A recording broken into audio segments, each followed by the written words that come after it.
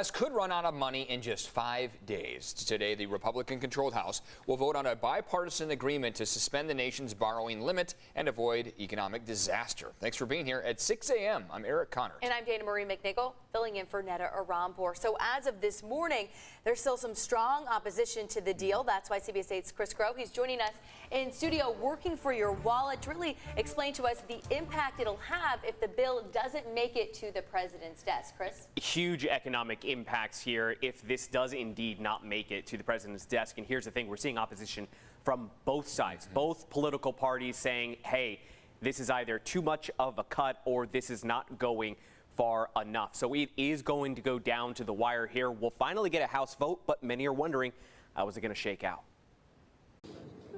Unless something changes on the bill, absolutely, I'm triple no. No, I and many other progressives lean no. Now, if this doesn't pass, Treasury Secretary Janet Yellen has said previously, quote, failure to meet the government's obligations would cause irreparable harm to the U.S. economy, the livelihoods of all Americans, and global financial stability. Now, according to U.S. News and World Report, these are some of the things that could potentially happen. Social programs could be cut or put on pause in order for the government to save money. Interest rates would likely go up, and there will also be a host of problems as well as maybe even some panic in the market.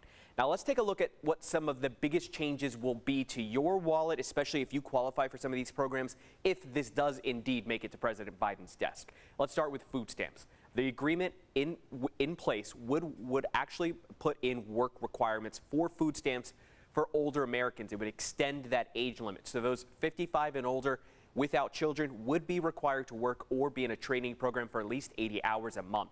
The current work requirements only apply to those 49 and younger. Now, work requirements for homeless veterans and young adults coming out of foster care will not change. They would still be exempt from the mandatory hours. And as for student loans, if this agreement passes, it ends the moratorium on repayments, and that would impact roughly 43 million people who still owe. The pause on payments also set that interest rate at 0%, so we do know that some people have been making payments since that went into place at the beginning of the pandemic. Now, you would have to go back to paying off your loans at the end of August, but as for the fate of the student loan forgiveness program, that is not being held up by these discussions. That is in the hands of the Supreme Court. The Biden administration unveiled that plan last year.